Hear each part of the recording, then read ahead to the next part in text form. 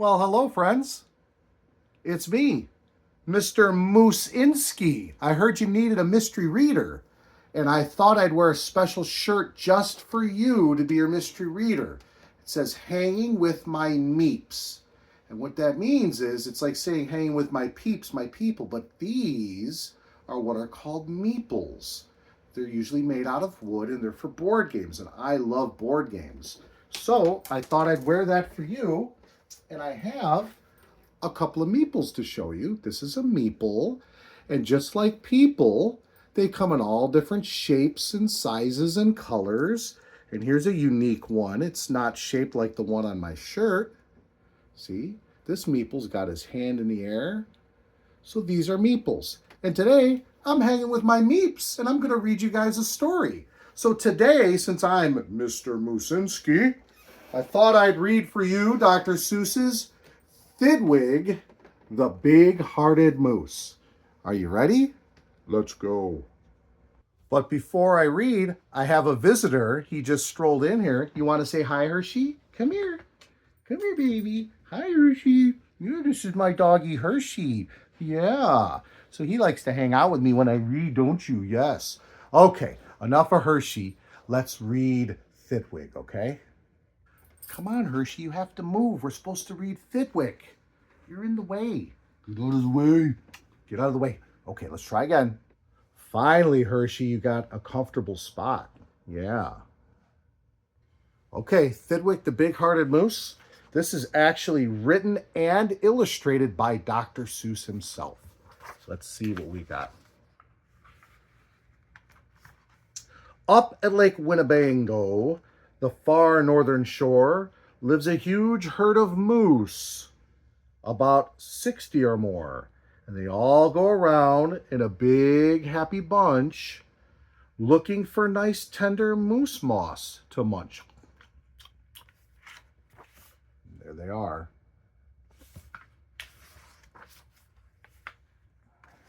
Okay. Up at Lake Winnebago, one day they were lunching, just strolling along and enjoying their munching.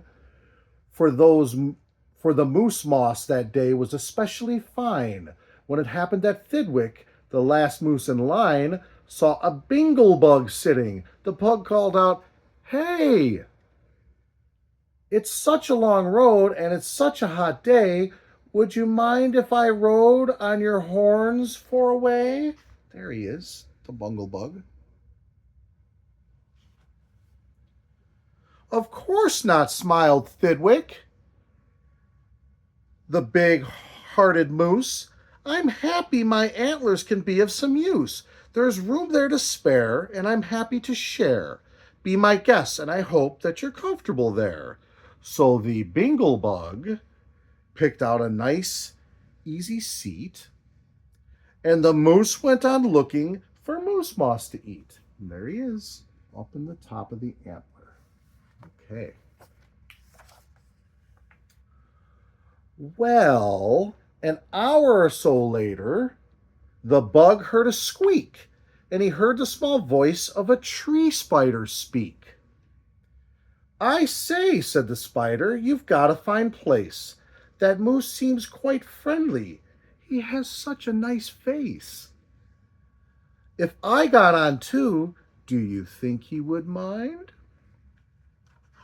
"Hop about," laughed the bug, "and I think that you'll find that the moose won't object. He's the big-hearted kind." "I accept," said the spider with joy and delight, and he started a web on the horn to the right.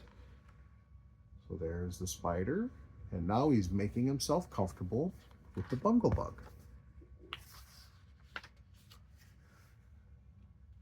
While the spider was spinning, he heard a gay song, and a fresh little zinazoo bird came along. He stopped and he stared, and he chirped, "Well, well, well! What a smart place to build! What a great place to dwell!" That means to live. "I've been lying on trees ever since I was born. But here's something new. Why not live on a horn?" If there's room there for two, then there's room there for three. There's plenty of room, laughed the bug, and it's free. Thidwick has an interesting expression. I wonder what he's thinking. Thidwick stopped walking. What was all that talking? These guests had caught Thidwick the moose unawares. Hey, he called out. What goes on there upstairs?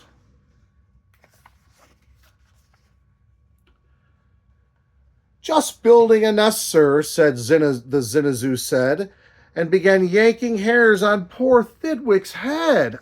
Ow, my hair.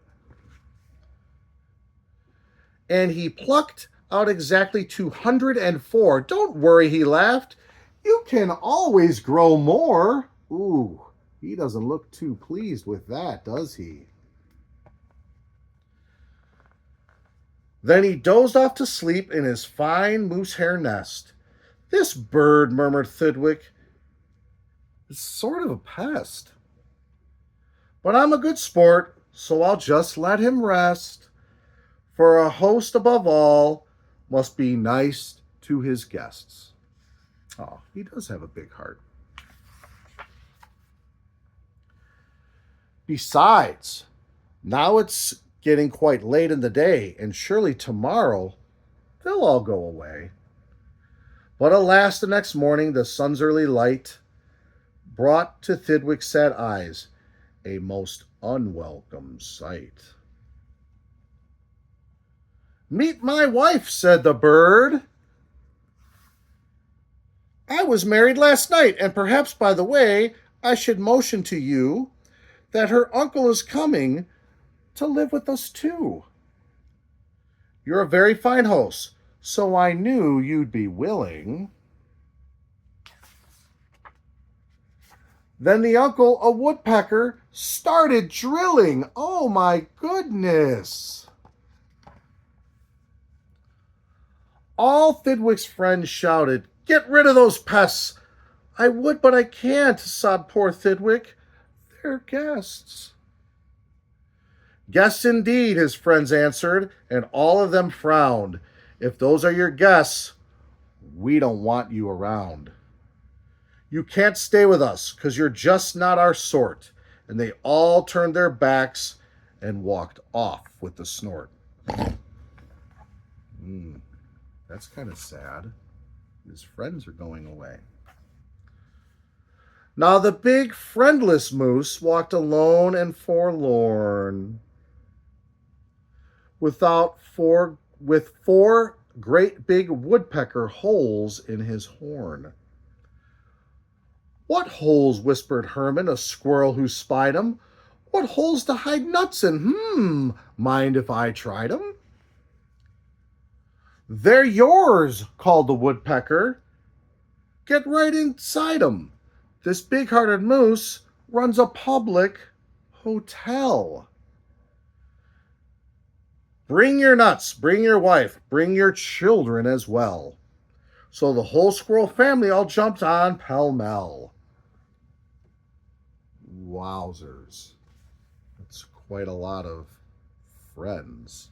I wonder if they are really his meats. And the next morning the poor animal knew a bobcat and turtle was living there too. Now, what was the big-hearted moose going to do? Well, what would you do if it happened to you? What would you do? All these people living here, maybe you didn't want them to. Your friends have left you because of all this. What would you do? You couldn't say scat, because that wouldn't be right. You couldn't shout scarm. I'm sorry. You couldn't shout scram, because that isn't polite. A host has to put up with all kinds of pests, for a host above all must be nice to his guests. So you'd try hard to smile, and you'd try to look sweet, and you'd go right on looking for moose moss to eat. At least that's what Thidwick did.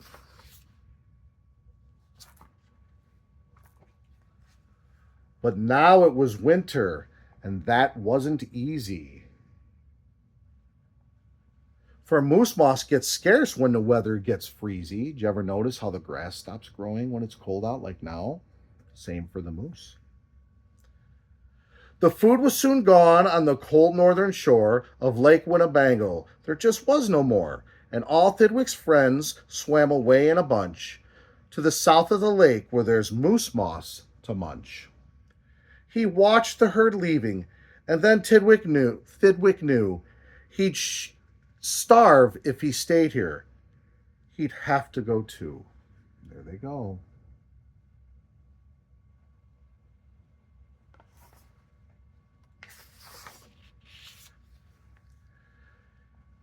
He stopped in the water. Then, oh, what a fuss. "Stop!" screamed his guest. "You can't do this to us.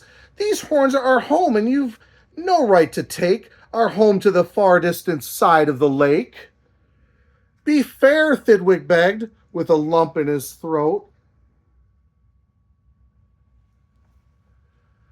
"We're fair," said the bug. "We'll decide this by vote. All those in favor of going say aye, and those in favor of staying say nay." "Aye!" shouted Thidwick. But when he was done... covered up those guys.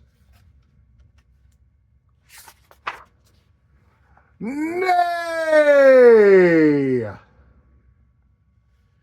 they all yelled. He lost 11-1.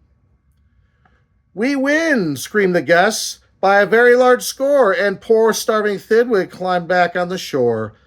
Then do you know what those pests did? They asked in some more. Poor Thidwick. He needs moose moss to munch. Oh my goodness. They asked in a fox who jumped in from the trees. They asked in some mice, and they asked in some fleas. They asked a big bear in, and then, if you please, came a swarm of 362 bees. Poor Thidwick sank down with a groan to his knees. And then came something that made his heart freeze.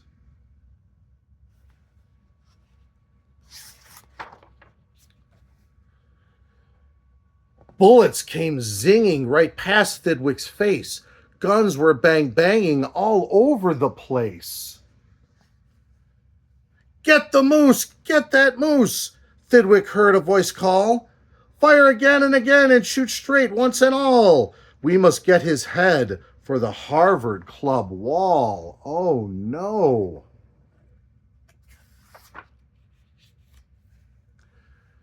Thidwick took to his heels and that load on his head. With 500 pounds on his horns, the moose fled. He could have run faster without those pests, but a host above all has to be nice to his guests.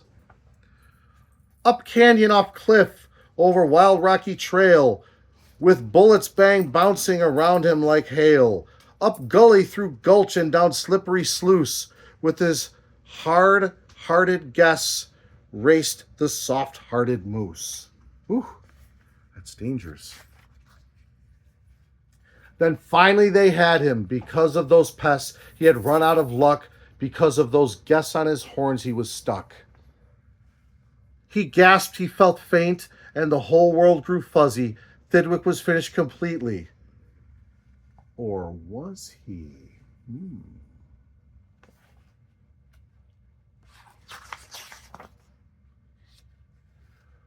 Finished? Not Thidwick, decidedly not. It's true he was in a most terrible spot, but now he remembered one thing he'd forgot, a wonderful something that happens each year to the horns of all moose and the horns of all deer. Today was the day. Thidwick happened to know. What does he know? What's going to happen? How's he going to get free? What's going to do? Let's see. The suspense is just thrilling. And the old horns have come off so that new can grow. And he called to the pests on his horns as he threw them. "You wanted my horns? Now you're quite welcome to them. Keep 'em, they're yours. As for me, I shall take myself to the far distant side of the lake." See ya.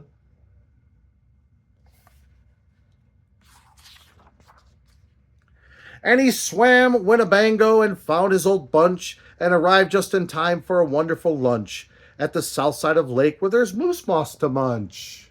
Yay! His old horns today are where you knew they would be. His guests are still on them, all stuffed as they should be. And there you have Fidwick, the big-hearted moose. I hopefully now, as you heard this story, you can think about when you hang with your meeps and trying to be good-hearted, but also the guests also being good-hearted. So until next time, have a great day.